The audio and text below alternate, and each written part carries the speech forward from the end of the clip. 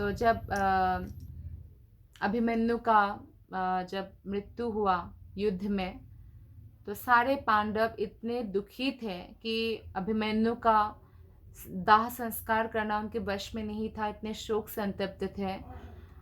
सिर्फ 16 साल का था अभिमन्यु, इतने दुखी थे वो लोग। तब बलराम जो कि उनके मामा लगते हैं और बड़े मामा, तो उन्होंने उनका दाह संस्कार किया था। अंतिम अवस्था में भी उन्होंने अपने मुख से एक महान श्वेत सर्प को उत्पन्न किया। बलराम जी जब जा रहे थे इस धरातल को छोड़कर, तो इस जगत से इस प्रकार उन्होंने प्रयाण किया और इस प्रकार वो शेषनाग द्वारा सर्प के रूप में ले जाए गए। तो इस प्रकार बलराम सबके आदि गुरु है और बलराम और कृष्ण में कोई अंतर नहीं है, और बलराम से हमें आध्यात्मिक बल प्राप्त होता है। तो इसलिए हमें बलराम जी से सीखना चाहिए कि कैसे भक्ति करना चाहिए, नित्यानंद प्रभु से सीखना चाहिए। जो प्रद्युम्न है ये कामदेव के अथवा अन्यों के अनुसार सनत कुमार के अवतार थे, और परमेश्वर श्री कृष्ण द्वारा श्री कृष्ण तथा द्वारका की महारानी लक्ष्मी देवी यानी श्रीमती रुक्मिणी के पुत्र रूप में प्रकट हुए। एक्चुअली क्या हुआ था, कामदेव ने पूर्व जन्म में, मतलब कामदेव ही है वो, लेकिन उन्होंने क्या किया था, शिव जी के ऊपर अपना काम बाण चलाने का दुस्साहस किया देवताओं के कहने पर। तो शिव जी के तीसरे नेत्र से वो भस्म हो चुके थे। तो उनकी पत्नी काफ़ी रोई, तो शिव जी के चरणों में, तो शिव जी ने कहा कि ठीक है इसका पुनः जन्म होगा। तो कृष्ण के पुत्र के रूप में, प्रद्युम्न रूप में जन्म होता है उनका एक्चुअली। तो फिर बाद में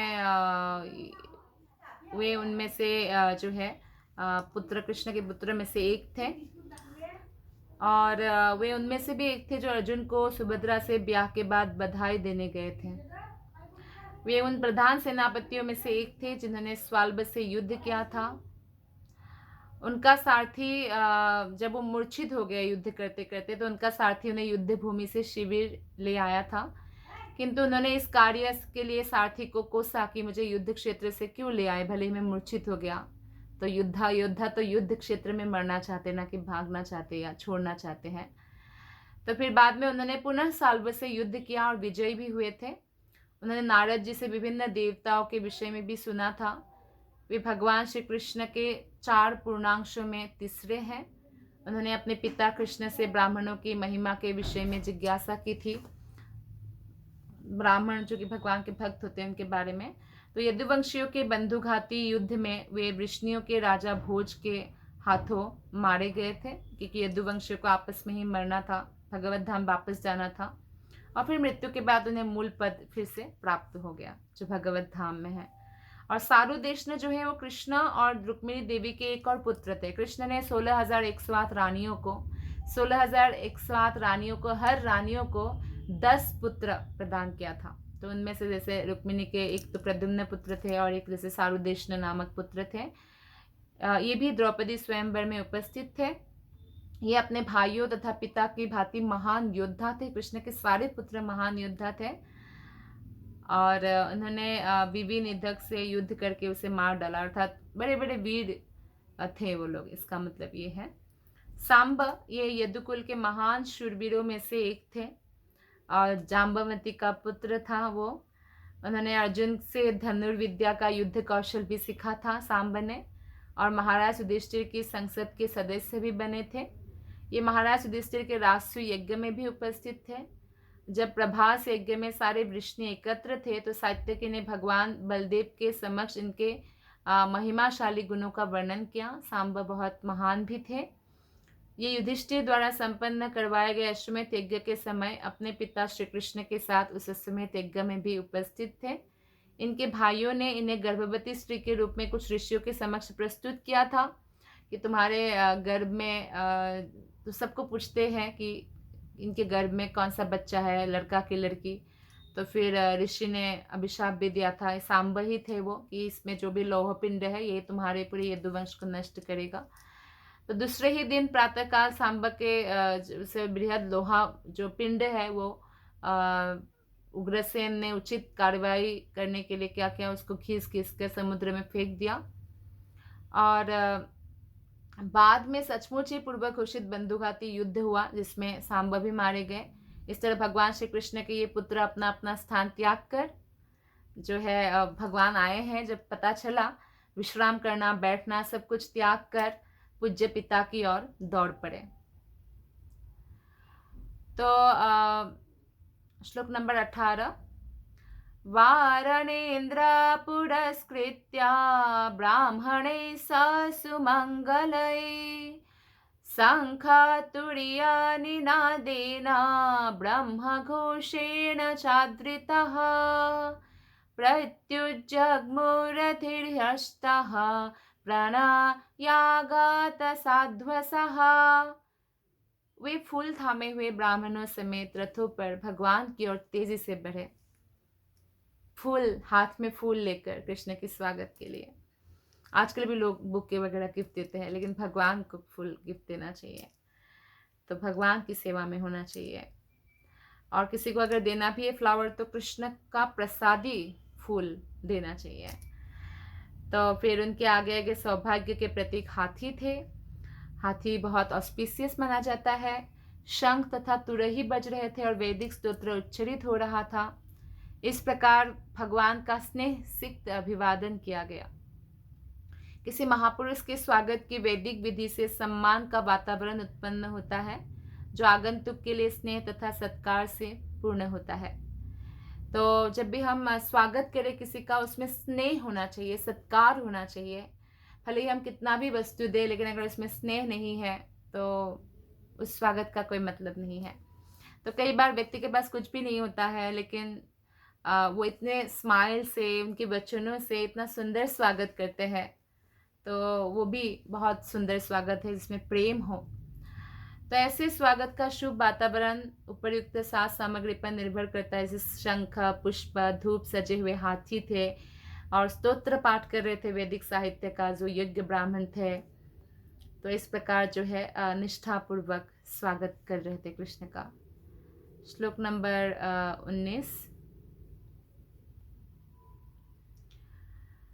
वारमुख्याच्च शतशो यानैस्तदृशनोत्सुकः लसत्कुण्डलनिर्भाता कपोलवादनश्रियः। उसी समय सैकड़ों विख्यात वेश्याएं विविध सवारियों पर आरूढ़ होकर आगे बढ़ चली। वे सभी भगवान से मिलने के लिए अत्यंत उत्सुक थी और उनके सुंदर मुखमंडल चमचमाते कुंडलों से सुशोभित थे, जिनके कारण उनके ललाट की शोभा बढ़ रही थी। तो आप देखिए, वेश्याएं भी कृष्ण के भक्त थे उस समय, और भले ही वो लोग वेश्या वृत्ति में हो, चाहे कोई कैसी भी वृत्ति में हो, लेकिन कोई भी व्यक्ति कृष्ण के भक्त बन सकते हैं। और कृष्ण के भक्त बनने के बाद ही किसी के अंदर जो है सारे अच्छे गुण प्रवेश कर जाते हैं।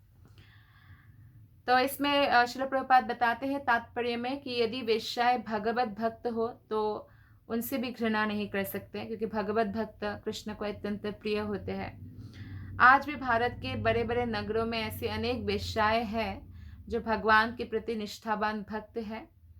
समय के फेर से या किसी भी कारण से उनको ऐसा पेशा ग्रहण करना पड़ जाता है जो समाज में सम्मानित ना हो, लेकिन इससे कोई उनकी भगवत भक्ति में व्यवधान नहीं आता। अगर कोई वेश्या भी है तो वो भी भगवत भक्ति कर सकते हैं।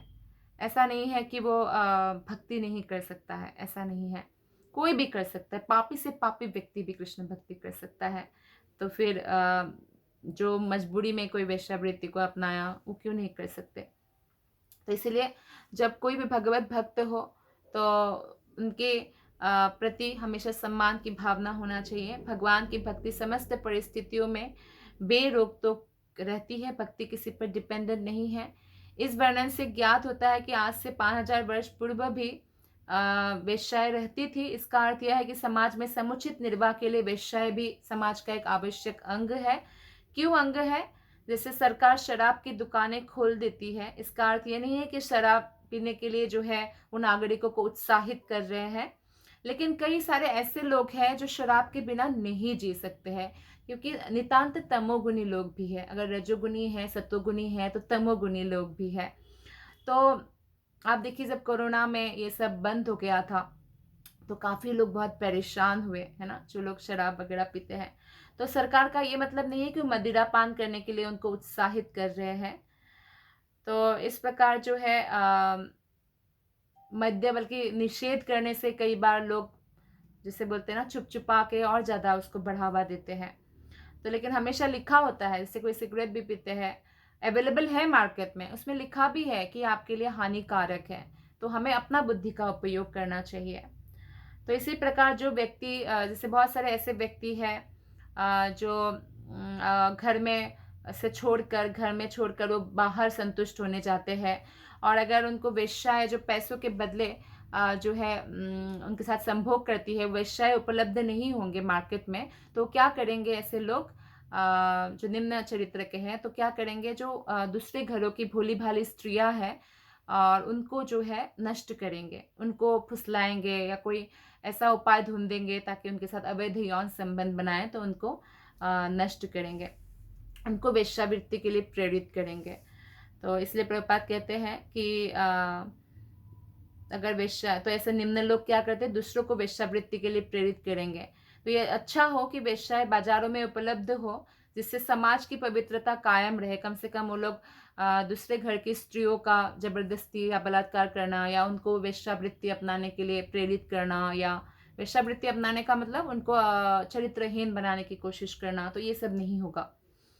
तो वास्तविक सुधार तो सभी लोगों को भगवत भक्त बनने के लिए प्रबुद्ध करना है, जिससे जीवन के समस्त पतन उन्मुख कारकों पर रोक लगेगी। तो इसलिए कोई भी व्यक्ति पापी से पापी भी हो, निम्न कैटेगरी का भी हो, भक्ति कर सकता है, और भक्ति करने से ही वो उच्च पद पर आसीन होता है। तो विष्णु स्वामी वैष्णव संप्रदाय के महान आचार्य जो रुद्र संप्रदाय के आचार्य है, रुद्र संप्रदाय मतलब ये नहीं है कि वहाँ शिव जी की भक्ति होती है, वो रुद्र यानी शिव जी से शुरू हुआ वैष्णव संप्रदाय है, वहाँ का आचार्य है वैष्णव संप्रदाय के विष्णु स्वामी। श्री बिल्व ठाकुर अपने गृहस्थ जीवन में एक वेश्या के प्रति अत्यधिक आसक्त थे, और वो वेश्या भगवान के भक्त थी। तो एक रात जब घनघोर वर्षा हो रही थी तथा बिजली कड़क रही थी, तो उसी में बिल्व ठाकुर जो है चिंतामणि, इस वेश्या का नाम था चिंतामणि, तो चिंतामणि के घर पहुंचे। तो चिंतामणि बहुत आश्चर्यचकित थी, क्योंकि इतना बाढ़ आ रखा था नदी में, जिसको क्रॉस करके बिल्व ठाकुर को आना था, और इतना बारिश हो रहा था, और इसमें उस समय ऐसा तो नहीं है कि कोई शिप है और क्रॉस करके नदी चले जाएंगे या फ्लाइट से चले जाएंगे, तो उनको नाव से ही जाना पड़ता, और ये बहुत भयंकर है, कुछ भी हो सकता था। तो इसलिए चिंतामणि तो दरवाजा वगैरह अच्छे से लॉक करके सो गई थी, लेकिन जब बिल्व ठाकुर उनके भयानक रात्रि में घर पहुंचे, उफनती हुई नदी को पार करके कैसे आए, वो आश्चर्यचकित हुई। तो बिल्व ठाकुर से उन्होंने कहा कि मैं एक नगण्य स्त्री हूँ, और मेरे हाड़ मांस के प्रति आपका इतना आकर्षण है, और ऐसे ही आकर्षण अगर आपने भगवान श्री कृष्ण के प्रति, श्री कृष्ण तो कितने दिव्य सुंदर है, उनका शरीर तो दिव्य है, उसके प्रति अगर आप लगाते तो आपको भगवान प्राप्त हो जाते। तो ये बिल्व ठाकुर के लिए परीक्षा की घड़ी थी। वे वेश्या की वचनों से आत्म साक्षात्कार की ओर मुड़े। तो देखिए, एक वेश्या ने भी प्रेरणा दिया, और जिससे बिल्व ठाकुर जो है आत्म साक्षात्कार की ओर मुड़े, और बाद में वो वेश्या को अपना गुरु भी माना, और उन्होंने अपने काव्य में कई स्थलों पर चिंतामणि का नाम गुणगान किया, जिसने उन्हें सही मार्ग दिखलाया। तो इस प्रकार बिल्व ठाकुर महान भक्त के रूप में जाना जाता है, और एक वेश्या का इसमें योगदान है। तो हम देखते हैं कि कई वेश्याएं भगवत भक्त थी, और भगवत गीता में भी 9वां अध्याय 32वां श्लोक में भगवान कहते हैं, हे पृथा पुत्र, निम्न कुल में उत्पन्न चंडाल, नास्तिकों के वंश में उत्पन्न मनुष्य तथा वेश्याएं तक भी जीवन की पूर्णता प्राप्त करेंगे, यदि वे भगवान की अनन्य भक्ति का आश्रय ग्रहण कर ले। क्योंकि भक्तिमय सेवा के मार्ग में नीच कुल में जन्म तथा वृत्ति अवरोधक नहीं है, कि कोई वेश्या है तो क्या वो भक्ति नहीं कर सकेंगे, क्योंकि चांडाल के पुत्र है तो क्या भक्ति नहीं कर सकते हैं, असुर के पुत्र है तो क्या भक्ति नहीं कर सकते हैं। प्रहलाद महाराज असुर के पुत्र थे, तो ये अवरोधक नहीं है भक्ति में, वो लोग भी पूर्णता प्राप्त कर सकते हैं, और ये मार्ग सबों के लिए खुला है जो इसका अनुगमन करना चाहते हैं। तो ऐसा प्रतीत होता है कि द्वारका की जो वेश्याएं जो भगवान से मिलने के लिए इतनी उत्सुक थी, कृष्ण के अनन्य भक्त थी, और इस तरह भगवत गीता के उपरोक्त वचन के अनुसार वे सभी मोक्ष के पथ पर थी। तो इसमें वेश्या की बात आई तो हम आपको एक कथा सुनाते हैं कि जिसमें वेश्या का घर आमने सामने था। जैसे अभी तो रेड अलर्ट एरिया होता है कि वहाँ वेश्यालय है या लाइक दैट, तो पहले तो ऐसे आसपास भी था, जैसे ब्राह्मण के घर के सामने वेश्या का घर था। तो क्या हुआ, वेश्या हमेशा जब भी बाहर निकलती और ब्राह्मण को देखती या कभी भी ब्राह्मण को घर को देखती तो वो सोचती, कितना सुंदर जीवन है, काश मुझे ऐसा जीवन मिलता। दिन रात कृष्ण की भक्ति करता है, दिन रात शास्त्र का अध्ययन करते हैं, भक्तों का संग करते हैं। तो इस तरह से अच्छे विचारों से वेश्या का मन भरा होता, ब्राह्मणों के लिए बहुत सम्मान और कृष्ण भक्ति की तीव्र इच्छा, और सोचती है कि मैं कितने निकृष्ट हूँ कि पेट पालने के लिए मुझे वेश्यावृत्ति अपनाना पड़ रहा है। तो इस प्रकार से सोचती। और ब्राह्मण जब वेश्या के घर की ओर देखती है, वेश्या को देखते, वो घृणा की दृष्टि से देखती और ये देखते रहते कि कितना कस्टमर आया, जितना कस्टमर आता है उतना ही पत्थर रख देते कि अच्छा आज इतना एक कस्टमर आया, बहुत एंजॉय कर रहे होंगे और इसका तो एक ही काम है संभोग करना, इत्यादि इत्यादि गंदा सोच। तो जब मृत्यु का समय आया तो ब्राह्मण के लिए तो यमदूत आया और वेश्या के लिए जो है देवदूत आए। तो फिर ब्राह्मण ने बोला कि ऐसा क्यों, मेरे लिए कैसे यमदूत आ सकते हैं। तब ब्राह्मण को पता चला कि एक्चुअली वेश्या भले ही वेश्यावृत्ति में थी कार्य में, लेकिन वो अपने कार्य को घृणा करती थी और वो भगवत भक्ति की इच्छा करती थी, ब्राह्मण जैसा जीवन चाहती थी, पवित्र जीवन। और ब्राह्मण जो है वो वेश्या के बारे में सोचता रहता था कि कितना एंजॉय कर रहे हैं या ये काम प्रवृत्ति में है, इत्यादि इत्यादि, या घृणा इत्यादि। इसीलिए तो हमारे सोच पर कंट्रोल होना बहुत ज़रूरी है। अगर हमने बाहर में बहुत अच्छा जीवन भी बिताया, अगर सोच में गंदगी है तो भी हमारा जो है उद्धार नहीं हो सकता, वही गति होगी जो हमारे सोच में होगा, बाहर चाहे हम कुछ भी करें। तो इस प्रकार से ये बहुत इम्पोर्टेंट है। तो ये वेश्या जो है भगवान के अनन्य भक्त थी, तो भगवान से मिलने आई थी। जैसे ही सुना कि द्वारका में भगवान आ चुके हैं, तो इस तरह जो है जो भी भगवान के भक्त बनते हैं तो स्वर्ग के निवासियों के समस्त सद्गुण उनमें आ जाता है। दूसरी ओर जो अभक्त है उनमें एक भी सद्गुण नहीं होता है, भले ही भौतिक दृष्टि से वो कितने ही उन्नत हो, धनी हो, पावरफुल हो, कुछ भी हो। अंतर इतना ही है कि भगवत भक्त मोक्ष के पथ पर होते हैं। आज नहीं है सद्गुण, कल आ ही जाएगा। लेकिन कोई ऐसा लगे कि सज्जन व्यक्ति लेकिन नास्तिक है, तो कभी भी उसका पतन हो सकता है। तो इसलिए भक्त जो है वो भवबंधन में अधिकाधिक उलझ जाते हैं। और सभ्यता की प्रगति की कसौती यह है कि लोग मोक्ष के मार्ग के लिए शिक्षित है या नहीं, उस पर अग्रसर है या नहीं। तो हम मनुष्य शरीर है, लोग घर बनाने में, धन एकत्रित करने में लगा देते हैं, लेकिन हमारा मनुष्य शरीर ही एक भाड़ा घर है, यानी रेंटेड हाउस है। तो यहाँ पे हम तब तक रह सकते हैं जब तक भगवान चाहते हैं, या भगवान ने जो हमारे कर्मों के अनुसार जो भी आयु निर्धारित कर दिया है। तो यहाँ पे हमें अगर कमाना है तो कृष्ण भक्ति कमाना चाहिए, जो हमारे साथ जाएगा।